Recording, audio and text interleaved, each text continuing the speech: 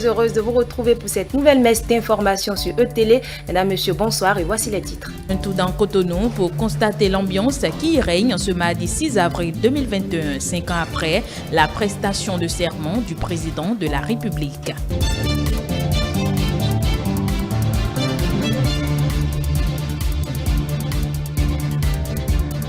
Les 3 dieux en lice pour la présidentielle de 2021 continuent la mobilisation des citoyens. La rencontre de la dynamique RLC avec les étudiants, le point à mi-parcours de la campagne FCBE et la descente de la colistière de Patrice Talon à Banikwara et Gogounou sont à suivre.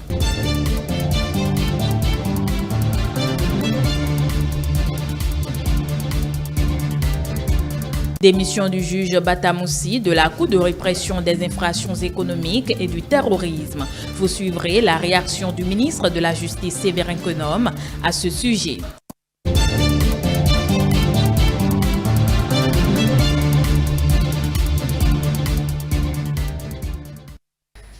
Bienvenue à tous. 6 avril 2016, 6 avril 2021, cela fait exactement 5 ans que le président Patrice Talon prêtait serment pour son mandat. Dans l'élément qui va suivre, nous vous replongeons dans les temps forts de cet événement, puis les raisons du réajustement du mandat présidentiel jusqu'au 23 mai 2021.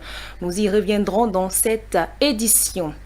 5 ans déjà que le chef de l'État, Patrice Talon, a prêté serment pour diriger le Bénin. À la fin de son mandat officiel, une équipe de notre rédaction est descendue dans les rues de Cotonou pour constater l'ambiance qui prévaut. On suit cet élément réalisé par Mathieu Boko et Prudence Koussoron. Ambiance calme à Cotonou ce mardi 6 avril 2021. Cotonou, la capitale économique, est animée comme d'habitude et ne présage de violence apparente. Les populations vaquent tranquillement à leurs occupations quotidiennes.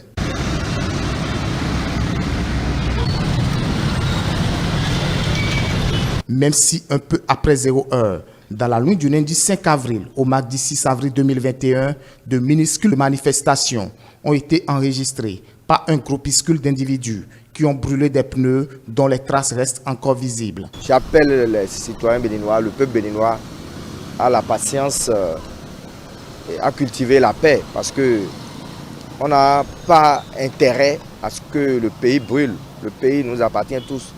Et qu'est-ce que nous laissons à la postérité? Eh bon, je dirais que nous n'avons pas de raison de nous alarmer. Nous n'avons pas de raison de nous alarmer et nous devons cultiver la paix. Nous sommes tous les mêmes. Il n'y a pas de raison de faire des menaces, tout ça là. Après tout, nous sommes les mêmes, on est appelé à toujours se voir. Des manifestations très vite maîtrisées par les forces de l'ordre qui ont usé de leur génie pour maîtriser la situation. Faut-il le rappeler, la révision de la Constitution est intervenue en novembre 2019 et a changé les dates traditionnelles du calendrier électoral en ce qui concerne l'élection présidentielle et l'entrée en fonction du président élu. Les dates retenues, 11 avril pour le vote, et la prestation de serment qui est prévue pour la 4e semaine du mois de mai. J'appelle les compatriotes à la patience. J'appelle les compatriotes à la patience. Parce que 45 jours, ce n'est pas 45 ans. C'est tout juste, les têtes sont remaniées, nous avons fait truc là. Avoir la patience et nous voulons la paix. Nous ne voulons pas le désordre qui se passe ailleurs, comme le Nigeria, au nord du Nigeria, au Cameroun, en Libye, tout ça là. Je ne vois pas pourquoi on doit empêcher par la violence le président de la République de continuer son mandat. C'est la Constitution, la nouvelle Constitution qui lui demande de faire ça. Donc, n'importe qui se met au travers des tests doit subir la rigueur de la loi. Par rapport à ça, on s'y soumet. Parce que la prorogation, je crois bien que c'est 45 jours. Donc, le temps d'une élection, les choses vont rentrer dans l'ordre. Un réajustement de 45 jours qui n'inquiète guère les citoyens. L'ambiance notée dans les rues de Cotonou reste ordinaire. En attendant le vote du 11 avril prochain, il est à noter que les rues de Cotonou présentent une accalmie et une sérénité sidérante où chacun mène librement ses activités contrairement à ce qui est distillé sur les réseaux sociaux. Je le disais tantôt, 6 avril 2016, 6 avril 2021, cela fait exactement 5 ans que le président Patrice Talon prêtait serment pour son mandat. Dans l'élément qui va suivre, nous vous replongeons dans les temps forts de cet événement puis les raisons du réajustement du mandat présidentiel jusqu'au 23 mai 2021. Aziza Tcham. Investi au pouvoir le 6 avril 2016, le président Patrice Talon boucle son mandat ce mardi 6 avril 2021. 5 années de gouvernance, des promesses du candidat aux actes du président, le chantre du nouveau départ a engagé le Bénin dans les rails du développement. Mais avant que cela ne soit effectif, retour sur la prestation de serment du président nouvellement élu. Devant Dieu, les mânes de nos ancêtres, la nation est devant le peuple béninois, seul détenteur de la souveraineté.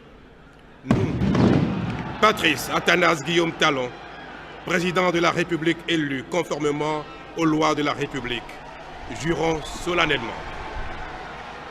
de respecter et de défendre la Constitution que le peuple béninois s'est librement donnée, de remplir loyalement les hautes fonctions que la nation nous a confiées,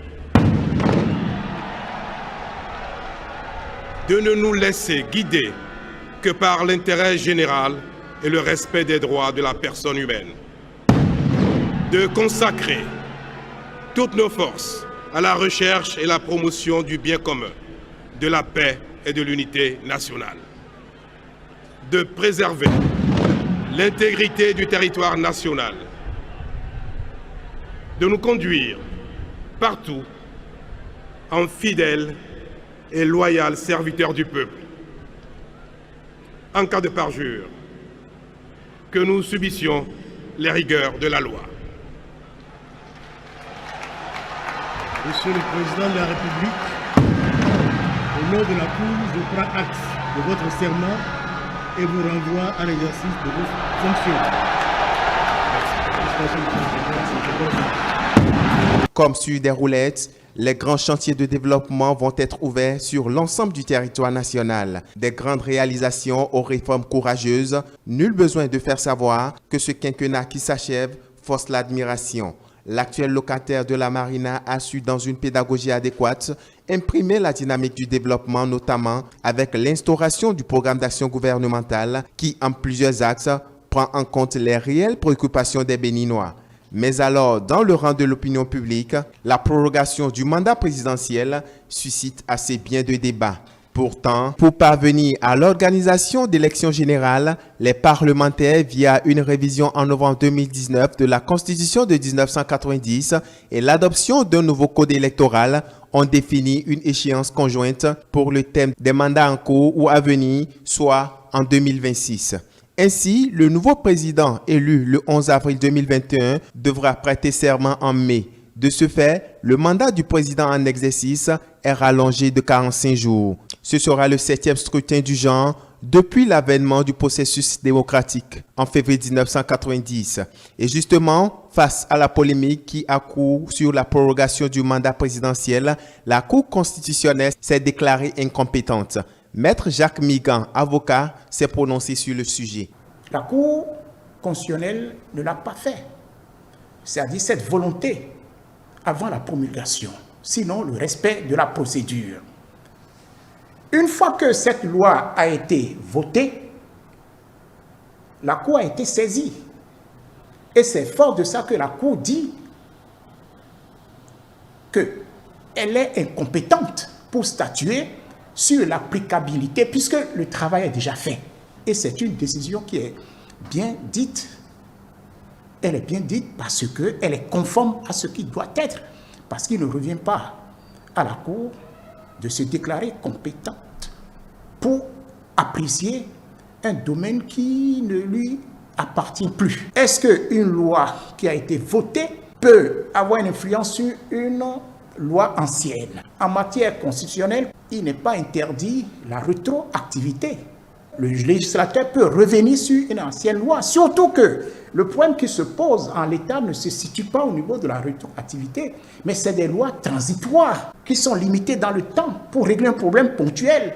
En clair, les lois civiles expressément rétroactives et des dispositions civiles des alinéas 1, 2 de l'article 157-3 stipulent que du 6 avril au 23 mai 2021, le président de la République ne sera ni élu illégalement, ni un président illégitime. La question de la fin du mandat était au menu d'une émission spéciale de ce 5 avril 2021. Les invités de Romuald Rouy ont présenté les raisons du réajustement du mandat en cours. Le consultant politique l'a également évoqué au cours de la chronique du soir. Il a aussi fait part des appels à manifestation. Elia Diran pour le point. Aucun problème ne se règle dans les rues. Tel est l'avis du consultant politique Agapit Naforikan dans sa chronique du soir à l'endroit de l'ancien ministre de l'économie et des finances, Komi Koutié, qui a lancé un appel à la mobilisation des populations. Il n'est pas admissible que des petits, parce qu'on a de petits problèmes à régler, après demain il va revenir, faire allégeance, et puis après, alors qu'il livre des gens, il livre des gens aujourd'hui en disant qu'il faut siffler la fin. Si lui veut siffler la fin, il rentre au pays. Il règle ce problème de justice et il siffle la fin. Il précise qu'il doit savoir raison garder, car selon lui, ce n'est pas responsable de prendre part des raccourcis pour régler des problèmes personnels avec la justice. Quand on est un peu civilisé, il y a quand même un certain nombre de comportements qu'on doit pouvoir avoir. Donc je pense que c'est irresponsable de sa part. Peut-être de toute façon, il reviendra dans le pays. Il va tenter d'assumer de nouvelles responsabilités. On va essayer de balayer tout ça de revers de la main. Mais c'est pas normal. Je pense que... Et pendant ce temps, on aurait entraîné certains jeunes, déboussolés, immatures, on les aurait déjà entraînés dans des voies sans issue. Plus loin, l'expert électoral rappelle que lorsqu'on a été mis en lumière par les institutions de son pays, il faut avoir l'humilité de passer par ce même canal pour régler ses différends en lieu et place d'une rébellion. Je pense qu'il faut utiliser les institutions pour travailler.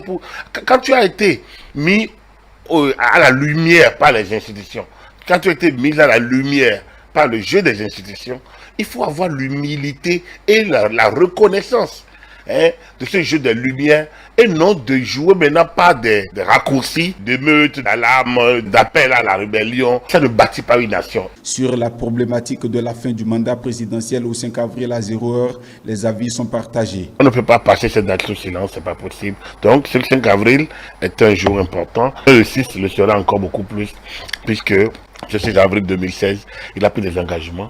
Et il a dit notamment qu'il s'est préparé à cette fonction et qu'il est prêt à l'assumer. Et on a vu que effectivement, il a effectivement assumé la fonction et de la plus belle manière. Je pense que c'est important de le noter. L'opposition radicale de notre pays estime que le président de la République actuelle a prêté serment le 6 avril 2016.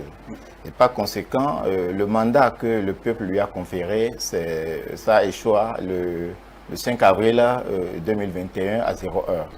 Sauf que dans le temps, une révision de la Constitution est intervenue. Révision de la Constitution qui, au terme de son article 157, alinéa 3, dit expressément que le mandat du président de la République en exercice s'achève à la date de prestation du serment du président de la République élu en 2021 à 0h. Or, le corps électoral a été convoqué pour le 11 avril 2021 en faisant l'aménagement avec les réformes politiques et institutionnelles que nous avons, c'est-à-dire d'abord les élections communales et législatives en janvier pour dégager les préalables qui sont indispensables à l'organisation de l'élection présidentielle, c'est-à-dire les questions du parrainage et autres, puisqu'il faut avoir les maires et députés élus, avant de satisfaire aux conditions de parrainage. Et donc, il faudra un temps relativement au moins de 3 mois pour l'organisation effective des élections présidentielles à la suite de ces deux élections-là. Et ceci étant, le constituant a réévalué, en amenant les élections, le premier tour des élections présidentielles le 11 avril. Pour le juriste Julio Tometi, dès lors qu'il est intervenu la modification d'une nouvelle constitution et le corps électoral convoqué pour le 11 avril 2021, les différentes parties sont censées se conformer à la nouvelle disposition en vigueur. En fait, quand on dit que le peuple, au regard de l'opposition, le peuple a conféré un pouvoir de 5 ans. Or, vous savez, le peuple agit dans un régime démocratique par deux façons, par deux manières. Par la représentation, c'est-à-dire par ses représentants élus à l'Assemblée et par voie de référendum. Or, lors du processus de la révision intervenu en 2019, il y a un processus pour aboutir à la révision. Le problème qui s'est posé en ce moment-là, c'est que est-ce que le pouvoir constituant, c'est-à-dire le Parlement en ce moment-là, avait pouvoir pour légiférer constitutionnellement. La question a été posée à la Cour constitutionnelle. La Cour constitutionnelle qui a répondu en se basant fondamentalement sur les principes du droit qu'en termes de pouvoir constituant, c'est-à-dire le pouvoir qui... l'institution ou l'autorité qui peut toucher à la Constitution, qui peut mettre en place une Constitution, il y a le pouvoir constituant. Le pouvoir constituant peut être décliné en deux. Nous avons le pouvoir constituant originaire, c'est-à-dire le pouvoir constituant originaire, c'est lorsqu'on a un nouvel État, ou bien lorsque nous aboutissons peut-être à une remise en cause totale de l'ordre établi et que c'est un nouvel ordre que nous régénérons. Nous parlons de la Constitution originaire. La Constitution dérive, le pouvoir constituant dérivé, c'est le pouvoir constituant de révision. Et en ce moment-là, qu'est-ce que la Cour constitutionnelle a dit? La Cour constitutionnelle a dit que lui, en tant que constitutionnel, ne peut pas remettre en cause le travail du pouvoir constituant, puisque ce n'est que par lui que lui existe. Il n'est pas au-dessus du pouvoir constituant. Et quand il parle de pouvoir constituant, il met sur la table le pouvoir constituant originaire et le pouvoir constituant dérivé. Le pouvoir constituant dérivé, il dit, la seule occasion où il peut remettre en cause le travail du pouvoir, le travail de fond du pouvoir constituant dérivé, c'est de vérifier si les règles de procédure de révision ont été respectées. Et donc, à partir de ce moment, le problème devrait être réglé. Le chroniqueur François-Xavier Noumon estime quant à lui que l'opposition végète dans une veine polémique et que les appels à la mobilisation collective ne profitent personne. On ne peut pas reprocher aux gens de faire de la politique. Mais le problème, c'est que quand cette question purement technique a déjà été vidée par les institutions compétentes, vous vous souvenez des recours qu'il y a eu en la matière, la civilité démocratique veut que chacun puisse se soumettre à cette décision et aller et pouvoir continuer le débat peut-être sur d'autres points. L'autre sujet en débat est celui relatif à la démission du juge Essoué Batamoussi.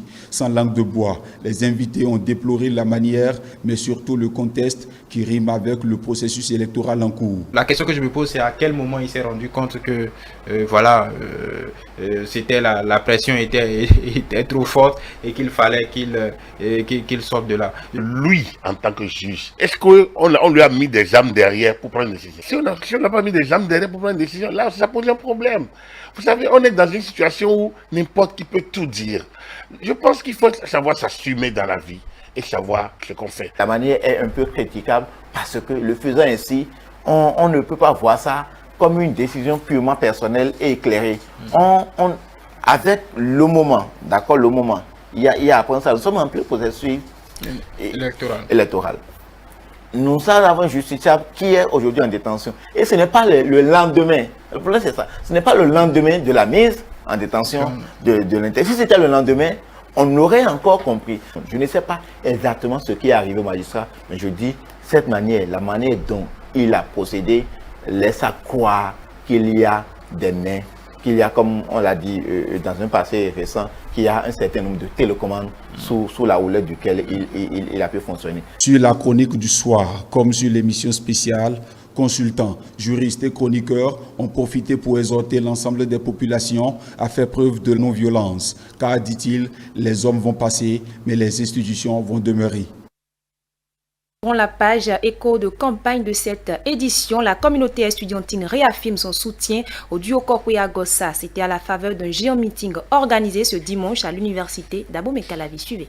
Face aux étudiants de l'université d'Abomey-Calavi ce dimanche 4 avril 2021, le candidat au poste de vice-président de la dynamique Restaurer la confiance a avoué connaître les réalités de l'université pour y avoir étudié et milité en tant que responsable étudiant. Il déplore le sous-emploi des jeunes. Pour l'ancien DG de la SONACOP, la thérapie de choc réside dans la nécessité d'une formation accélérée des jeunes afin de saisir les opportunités d'emploi dans le secteur du numérique. Dans le cadre de la modernisation de toutes les structures administratives, nous avons besoin de 10 000 jeunes, ceux qui ont fait les formations scientifiques, Bac plus 2, qui vont suivre une formation accélérée en numérique et pourront devenir des techniciens supérieurs en numérique. Nous avons besoin de 5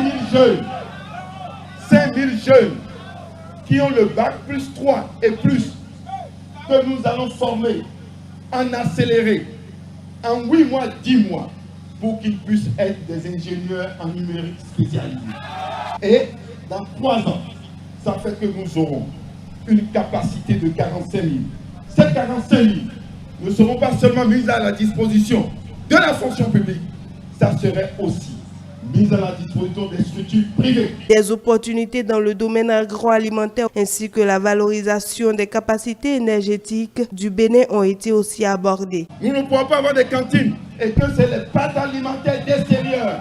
Nous allons pouvoir avec vous et avec cette recherche appliquée qui donnera de la valeur à l'université, nous allons pouvoir lancer des recherches dans le domaine agroalimentaire et faire en sorte que les parents, ce qu'ils produisent dans les villages, seront pris en compte par les cantines et qui servira de nourriture à leurs enfants. Irénée Agossa a partagé également leur vision de l'après-pouvoir. Dès le lendemain, si nous formons un gouvernement, nous allons faire comme les pays anglo-saxons. Il y aura les vice-ministres et vice-ministres seront les jeunes capables de pouvoir comprendre la gestion de l'État, qui seront des vice-ministres et qui pourront comprendre ce que c'est que la gestion de l'État.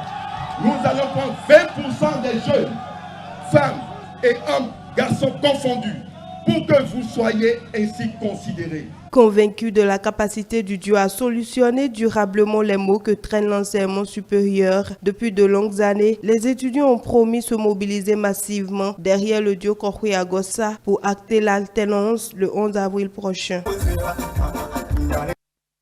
Face à la presse, les responsables du parti Foscori pour un Bénin émergent FCBE ont fait le point des activités de campagne dans le cadre de la présidentielle du 11 avril 2021. Suivez ce extrait pour plus de précision. Nous sommes présents partout sur le terrain. Nous avons des équipes techniques que nous avons envoyées partout dans les quartiers, dans les rues, dans les hameaux de Cotonou. Et ils sont en train de prendre pour le moment des contacts avec toutes les personnes ressources pouvant nous aider à propulser vraiment très fort la machine. Ils ont à cœur que la victoire nous soit donnée et qu'à travers les unes qui vont faire tout effort pour mettre le maximum. Nous avons un message capital, le retour en plein pied du social et de remise à niveau de toute l'économie. La gouvernance autrement, pas comme le gouvernement en place le fait. Nous allons apporter beaucoup dans la cagnotte de la jeunesse, en matière de la promotion d'emploi, en matière également de l'éradication totale du chômage. En tout cas, nous leur parlons quand même de tout ce qui pourrait quand même les capter et pourrait booster le développement. C'est le duo du consensus. C'est une grande valeur et à travers notre démarche, c'est de faire en sorte que tout le monde puisse apporter le minimum pour le développement du pays. En avril prochain, nous attendons simplement la victoire à travers les urnes, sans tapage et sans violence. Merci. La colistière de Patrice Talon et une forte délégation de l'équipe de campagne étaient en fin de semaine écoulée dans la 2e circonscription électorale. Ils ont été accueillis et rassurés par les militants de Banikwara et de Gogounou. Suivez. Les populations de la cité de Banigansé, en accueillant la délégation de la colistière de Patrice Talon, ont à l'esprit qu'elle sera dans quelques jours la première vice-présidente du Bénin. La mobilisation des responsables de campagne et militants des partis UP, BR, Moël Bénin, UDBN, PRD, des sections de campagne d'enseignants, d'agents de santé et de groupements féminins n'a pas failli. Il ne pouvait en être autrement dans cette commune bénéficiaire des actions du régime de la rupture et qui n'a pas envie de voir cette tendance renversée. Un stade moderne, des enseignants pour le bien de l'éducation, le bitumage de la route Banikwara-Kérémou, frontière du Burkina, le démarrage prochain du bitumage de la route cotonnière Banikwara-Kérou-Pianco-Djougou, grenier du coton. Banikwara reconnaît le boom observé depuis 2016 et qui a permis de tripler la production cotonnière avec des impacts socio-économiques avérés. Ce boom cotonnier a eu beaucoup d'impact dans le développement de la commune de Banikwara, dans l'amélioration du panier de la ménagère, dans l'amélioration des conditions de vie de nos populations. Faut-il arrêter cette dynamique, chère population de Banikwara?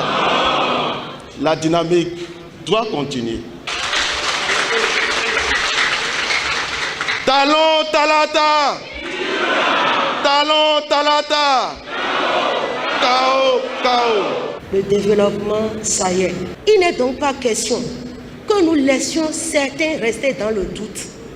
Aujourd'hui, un seul bulletin mis dans l'urne au profit de notre duo peut permettre d'avoir ce qu'on n'a jamais espéré avoir. Maintenons donc le cap. Fort des Démission du juge Essoré Batamoussi de la Cour de répression des infractions économiques et du terrorisme Criette. À cet effet, le ministre de Justice Séverin Kenom a apporté des clarifications. Nous y reviendrons dans les prochaines éditions. Voilà qui refait ce journal. Merci de nous avoir suivis et portez-vous bien.